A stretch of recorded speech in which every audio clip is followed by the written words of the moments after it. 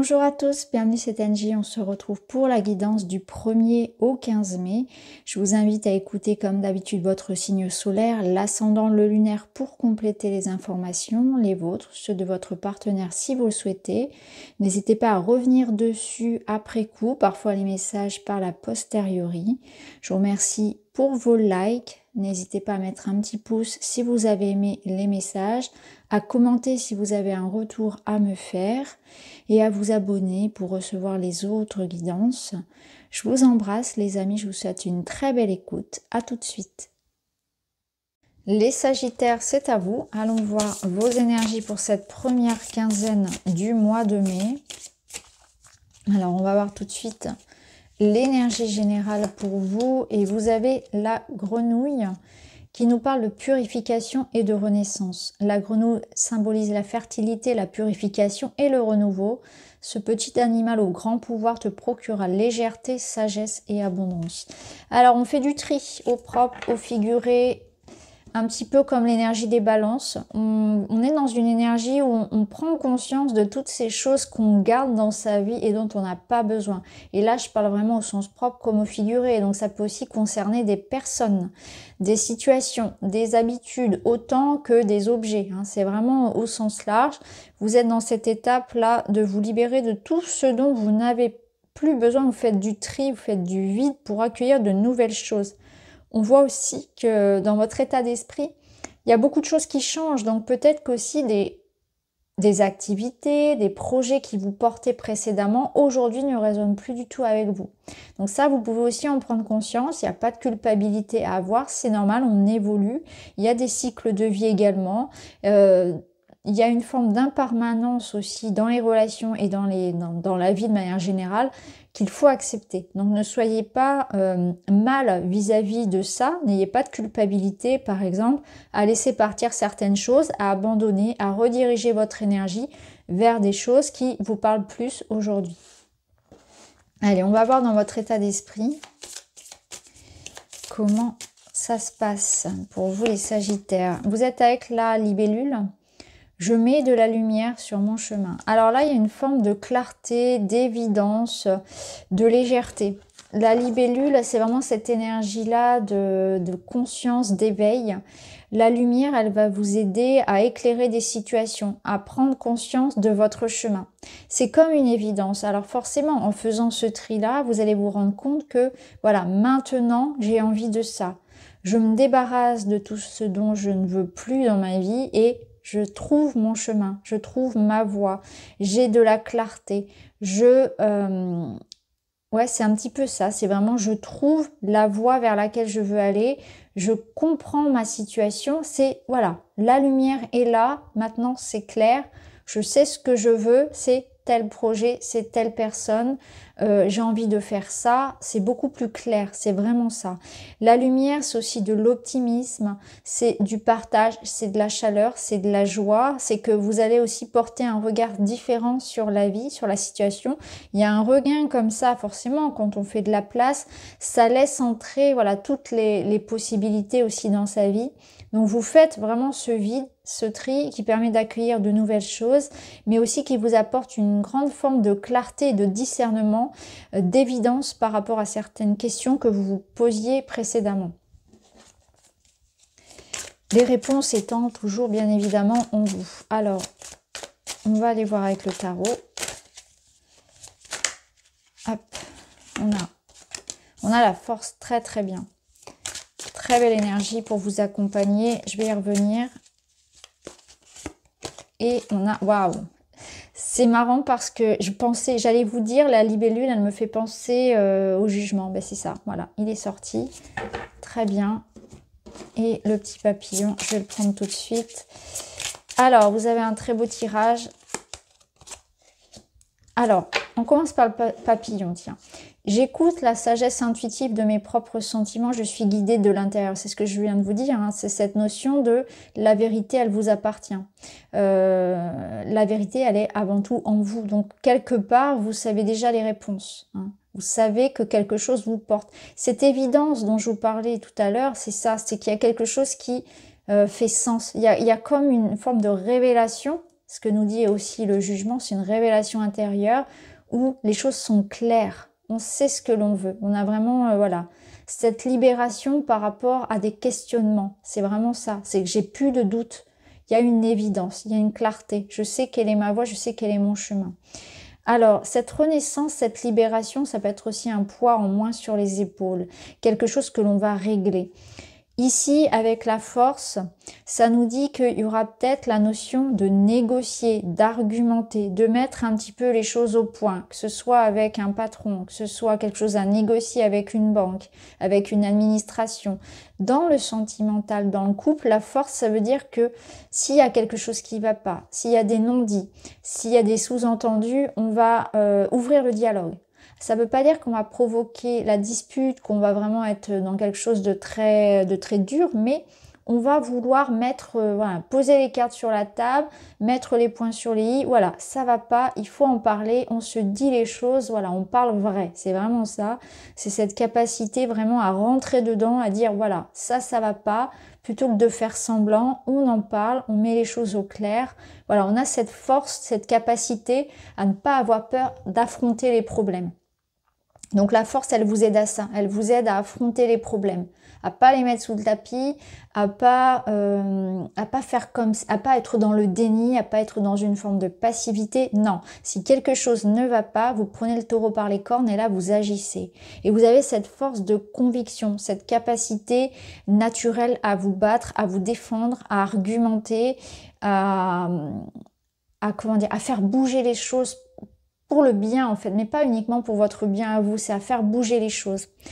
Donc c'est chouette, la force elle vous donne aussi une énergie de vie, une énergie vitale, elle vous aide à avancer, hein, à regagner un petit peu une forme de lumière et d'optimisme comme je vous le disais précédemment. Donc c'est une très belle énergie. Et associé ici au jugement, on voit bien que voilà, il y a comme l'idée de se dépouiller effectivement, d'avoir gain de cause. Le jugement peut annoncer aussi quelque chose d'officiel hein, qui est annoncé. On a ici les trompettes qui sonnent. Quelque chose qui peut aussi venir acter de manière administrative et juridique une réponse, un verdict, quelque chose comme ça qui apporte un soulagement, une validation. Donc c'est très bon. On va aller voir. Pour vous, hop, je prends toutes les cartes, c'est mieux. On va aller voir dans le matériel, les projets, l'argent, les études, les activités, les projets, tout ce qui est dans la matière. Alors, on a une femme ici. La faux. Et l'encre. Ok. Je vais remettre une carte sur la femme. On a le chien. Très bien, le serpent. Ok, alors là, dans le domaine matériel, on a quelqu'un qui se bat en fait pour régler une situation. Avec la faux, ça nous dit bien qu'on a gain de cause. Alors ça fait écho un petit peu à notre jugement. Il peut y avoir un verdict, une forme de récolte qui apporte de la stabilité. Donc si vous êtes dans un combat personnel envers quelque chose pour récupérer gain de cause, là c'est très positif parce qu'on a ici les serpents. Donc il y a une forme d'adversité. Ça me rappelle un peu ce combat ici, hein, avec cette force, un combat. Alors c'est relatif, un combat, mais il y a une notion d'hostilité, de se battre pour débloquer une situation, pour obtenir quelque chose, pour retrouver un équilibre. Ici, on voit que vous avez du soutien. Cette femme peut être un soutien d'ailleurs. Ça peut nous dire aussi que voilà, c'est vous qui vous battez ici ou qui tenez tête avec force et courage pour réussir ce que vous souhaitez entreprendre. Il y a une décision aussi peut-être que vous prenez. Vous décidez ici de couper la tête à ces serpents. Alors attendez, je regarde ce qu'on a derrière. On a l'ours.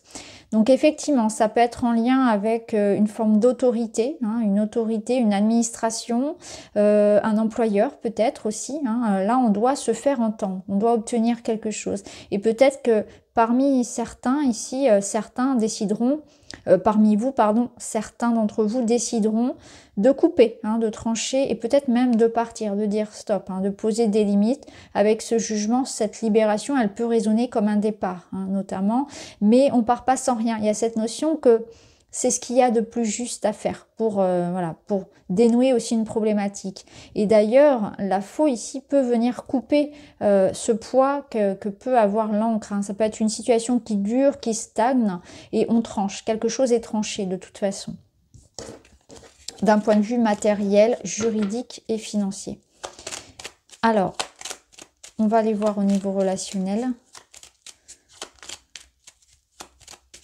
Ça peut nous dire aussi qu'il est temps de se faire confiance et si quelque chose ne vous satisfait pas, changez-le. Hein, parce que l'encre, elle a ce côté de maintien, elle a ce côté rassurant et sécurisant. Ça peut être par exemple un CDI, mais d'un autre côté, on peut y voir une routine, quelque chose qui finalement nous maintient dans quelque chose qui peut être rassurant, mais qui nous porte, mais qui au bout d'un moment devient lourd. Donc il peut y avoir cette notion-là d'oser peut-être, voilà, quitter quelque chose qui était là depuis longtemps pour s'aventurer vers quelque chose qui résonne davantage. On retrouve la faux. Une décision, hein. Vraiment vous partez, vous décidez, vous quittez, ouais, pour aller vers la sérénité. Qu'est-ce qu'on a au dos? On a les petites souris. Là, il y a quelque chose qui vous manque. Si dans du relationnel, vous avez cette sensation de manque, que c'est pas assez satisfaisant, vous allez, comme je le disais avec la force, vous allez rentrer dedans. Vous allez en discuter, voire même mettre un terme à certaines relations. Parce que là, on vous voit très décidé. Hein. On vous voit décidé à trancher. On vous voit décidé aussi à récupérer ce qui vous revient de droit. C'est-à-dire que vous allez vous affirmer. Là, il me manque ça dans la relation, j'en ai besoin. J'ai besoin peut-être aussi de mon espace, j'ai besoin de distance, j'ai besoin de mon autonomie, de ma liberté dans la relation. Ça peut être ça. Ça peut être aussi décider de s'offrir un petit temps pour soi, un petit voyage, de mettre de la distance aussi. Il y a une notion de patience également, de réflexion à avoir. Peut-être qu'ici, il y a vraiment des choses aussi qui vont se décider d'un point de vue administratif et juridique. Hein. Ça peut être ça, quelque chose qui enfin est acté, enfin voilà, est posé. Hein, en termes d'administration. Donc ça peut être, voilà, ça peut concerner un achat, une vente, un divorce, peu importe ce que vous attendez, pardon. Mais peut-être aussi qu'il y aura cette notion de, voilà, on peut vous solliciter, on peut vous demander des négociations, quelque chose comme ça. Hein. Et avec la force, il faudra effectivement faire en sorte que les deux parties puissent avoir quelque chose de, voilà, d'équilibré, hein, en quelque sorte. Donc c'est plutôt intéressant là aussi. Hein. On voit que c'est un mois, enfin c'est pas un mois, c'est une période sur cette première quinzaine qui va être très intéressante pour vous. Alors un petit message, vous avez, vous aussi, alors je crois que ce sont les balances qui ont eu cette carte, les émotions. D'ailleurs, les scorpions aussi avaient une énergie très émotive. Donc, on voit que c'est une période quand même pour tous les signes. Sur cette première quinzaine de mai où émotionnellement, on sera très sollicité parce qu'émotionnellement, on est vraiment dans des mises à jour, dans des revendications, dans quelque chose qui permet de faire du tri, mais aussi d'obtenir des réponses. C'est comme s'il y avait beaucoup de déblocage sur cette période et que tout ce qui avait été... en attente, tout ce qui avait été retardé se décider maintenant. Donc il se passe beaucoup de choses. Émotionnellement, il y a peut-être aussi beaucoup de décisions à prendre, et notamment pour le relationnel, ça va aller vite. Et là, on sent que vous allez être très sollicité, très sensible, très empathe, mais aussi que votre intuition sera très forte. Donc ça, tenez-vous-en à vos propres ressentis, à votre lumière intérieure, ça va être très important. Ça peut nous parler aussi d'un besoin de douceur, d'un besoin de prendre soin de soi également. Alors, qu'est-ce qu'on vous dit? J'évite d'être trop individualiste. Je m'ouvre à ceux qui m'entourent. Je cherche à concilier mes intérêts et ceux des autres. J'arrête de tout ramener à moi ou de ne faire les choses seulement parce que j'en récolte un bénéfice, un avantage.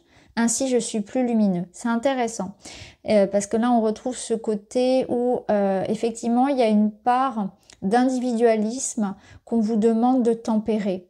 Parfois, ça a du bon, il faut savoir le doser. Je pense que c'est ça qu'on vous invite aussi à faire avec la force. C'est ce que je vous disais tout à l'heure, c'est qu'il faut trouver un juste milieu pour les deux parties. Il y a un équilibre, il y a une façon de se remettre en question aussi dans les situations qui nous arrivent. D'où cette notion du jugement, hein, qui est capable aussi de se remettre en question et de voir sa part de responsabilité, de voir ce que je dois aussi changer, travailler en moi pour laisser la part aussi à l'autre d'être là, d'être disponible, de jouer son rôle, hein. Donc voilà pour vous les Sagittaires, j'espère que ça vous parle. N'hésitez pas à me dire en commentaire. Je vous embrasse et je vous dis à très vite.